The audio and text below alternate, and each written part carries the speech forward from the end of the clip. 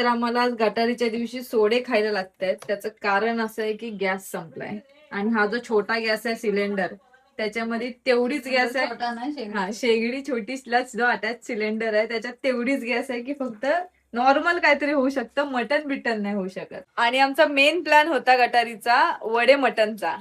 पहिला ब्लेंडर कुठं झाला, मम्मी माझी रात्री वड्यांचं पीठच लावायला विसरली. सकाळी उठलो, पाणी तापत ठेवला, गॅसच संपली. आणि आता ही दुसरा सिलेंडर मध्ये थोडीशी आहे, त्याच्यामध्ये काही जास्त होऊ शकत नाही. पण जर सगळं नीट असतं तर तुम्हाला वडे मटनची रेसिपी नक्कीच बघायला भेटली असती. पण ठीक आहे, आजची गटारी आम्ही सोडे खाऊन सेलिब्रेट करतोय. मम्मी बोलते की तिने नंबर लावलेला, पण गॅसच्या ऑफिस मधले बोलतात की तुमचा नंबर काय लागला नव्हता. मम्मी तू नक्की कुणाचा नंबर लावलेला?